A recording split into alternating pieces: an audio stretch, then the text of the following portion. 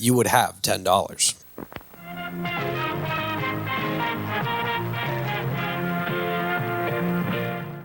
I would love $10. What the hell is that intro? You told me to branch it from the If you outro want to of the- know where that intro came from, then you need to go watch the Jumanji episode and get to the end. I can't wait to force you to upload these first. Yeah, I'm gonna upload this one first, and you'll be like, well, it's gonna be even more confusing. Guys, this is Full Time Movie Fans. I'm your host Jarvis. This is Jarvis. this is host Michael, and I'm co-host Jarvis. Yeah, as legally mandated. Yeah, It's in the contract. yeah. This is your. Well, I mean, I guess technically it was my pick, but it's yours. It's one of my comfortably top 10, probably top 5 movies of all time. But not top 3, like Sonic. No, because Sonic that's 3. reserved for Sonic 3 times. For sure. Which also has Jim Carrey in it, by the way.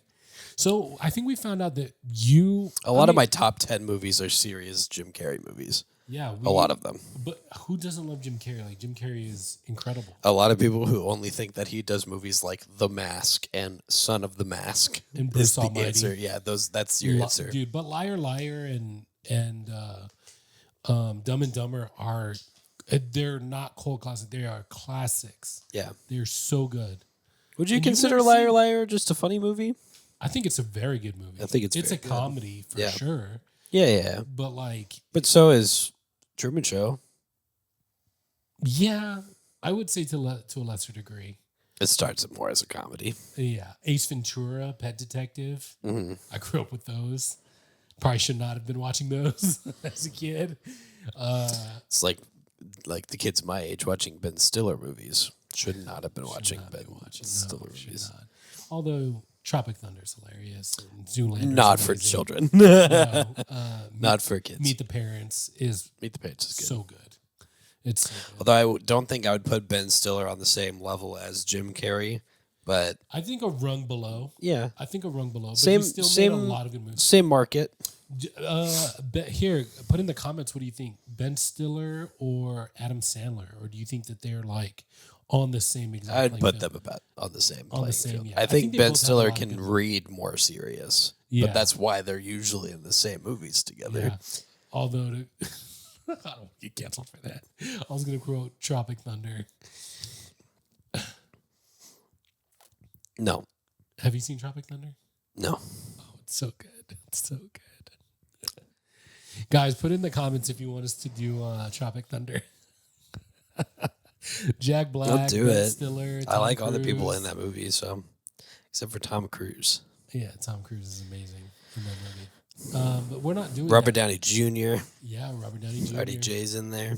Yeah, yeah. No, but we're talking about Eternal Sunshine of the Spotless Mind, a more serious Jim Carrey movie than usual. He's not. He doesn't play a funny And- guy. He's very. Would you say neurotic a little bit? Yeah, there's just a lot going on in this movie. He's a very stressed out dude. He's very high strung. It's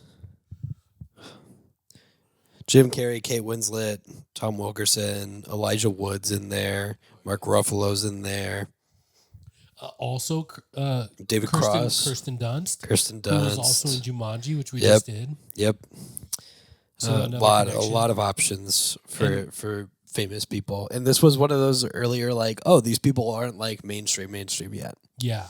This is before they blew up, kind Yeah. of. And another, I thought it was a connection, but it wasn't. I thought they had the same last name, Alan Oh, Parrish yeah. from Jumanji, And but Joel it's not. Barish. Joe Barish, but it's close. I kept hearing Parrish because I had Jumanji on the brain, I think, Yeah, and this movie is an adaptation, just like Jumanji, of a book. of a book. Yeah. Yeah. So a better adaptation, obviously. Yeah, And crazy the third- thing going on with this movie. Yeah, it's very. It's a lot more adult themed than Jumanji, which is about a kid's game. Even though that's also very scary and Yeah, you know what I mean. yeah. This is scary in different ways. This one is like somewhat relatable to a lot of people. You ever have that relationship that you just want to forget? All the time. And then you realize that it's probably not a good idea to forget it because...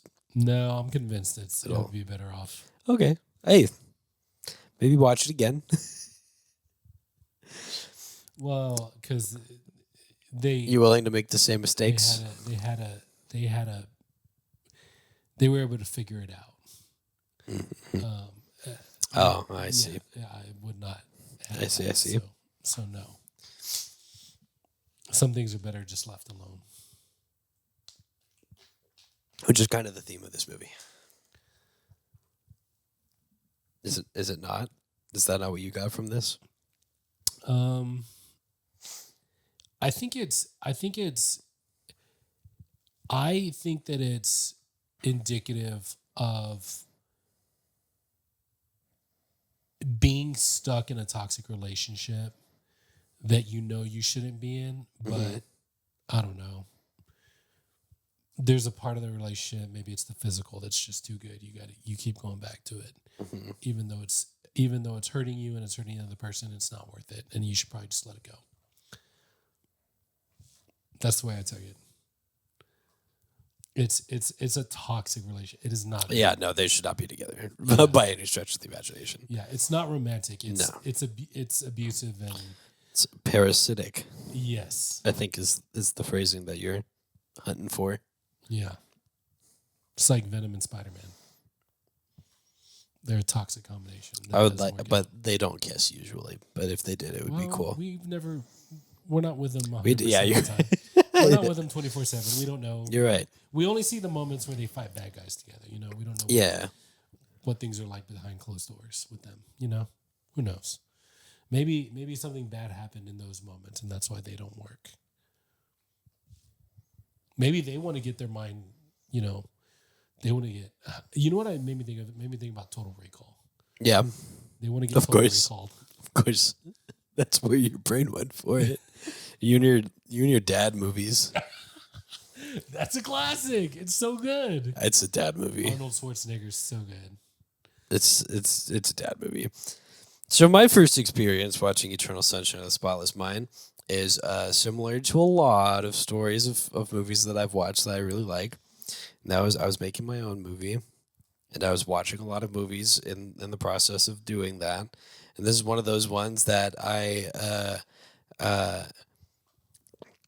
watched at a younger time in my life, where all of your loves and feelings of love are a lot stronger than usual, which is just a scientific fact. Not a So puberty does weird stuff to your body. Like what? Well, that's for full-time anatomy fans. Yeah, full-time physiology fans. So the theme of it stuck with me really hard from the beginning, where it was just, this. One of my other favorite movies for a long time was 500 Days of Summer, and this movie from like the first act is basically the same thing, where it's like they fall madly in love with each other, and then they fall madly out of in love with each other, and then they kind of hate each other for it. And that's I like that take on love stories because it happens, and you should have that represented. And then this one takes like a weird turn, like a weird science turn, but not a. It's not a hard turn that takes you out of it. Yeah, because it's like movies, something's happening. Yeah, because there's what's the movie? There's Sorry to Bother You. Is that the? I don't know. Hold on, I've never seen it. You talk. I'm gonna look it up. And it found me at a very vulnerable time in my life, where I was both looking at the way that relationships can develop in stories, and at the same time how you can play upon like fun themes of I've never seen this in my life. Sorry to bother you. So sorry to cut back into that one, but that one is a movie that I saw in theaters, and it looked good, and it had like really deep messaging. But it took a hard turn that was like very difficult for a lot of people, and it took you out of it a little bit because it wasn't because like the messaging was very subtle at first, and then it took a literal turn that was like, yo, this is just fucking weird. I like how some people don't like that one scene from please, what's the movie? Yeah, Sinners. yeah. You know what I'm talking about? What do you mean? The like past future dance number in the middle of the movie where they're playing at the bar. That was like the best part. Yeah, but there's a lot of people that it. that were like, "Oh, this took me out." Yeah, it took me out. Similarly, it took me out into like the friggin' like best place possible. It was so like, dude. it took me to Disney World. Yeah, beyond Disney World. Like it took me to an incredible. Like, wait, we did Sinners, right? Yeah, yeah, we reviewed. Sinners. Go check that and out. we all agreed that scene was fucking awesome. Oh, dude, it was powerful, dude. Like I was emotionally moved to my core. Like I was crying. It was so like it spoke to me. I was like, this is incredible to see something like that. It really like had a huge impact on me in a positive way. So no, I don't understand like this movie the with people me. that would say that. Sorry, you should watch Sorry to Bother You because I want Okay. to get your reaction. Okay. Okay, we could review that one as one of the next ones because that one's kind of crazy. Okay. Tessa Thompson's in it. We're fine with this. I don't know who Tessa Thompson is. Yeah, I probably do know who Tessa Thompson Valkyrie is. from Thor. Which Thor? The one that Sybil said we're not going to watch because it was bad? All right. He's looking. I'm going to have to show him a picture. So he doesn't know. Anyways, we'll probably get further into my thoughts of Eternal Sunshine of the Spotless Mind. Oh, she was also in Yeah. Tessa Thompson. When we go to the plot. But basically, it's one of those times where, like, the last, like, 15 minutes of the movie are, like, the whole movie for me. It's everything that came before it was just, like, extra.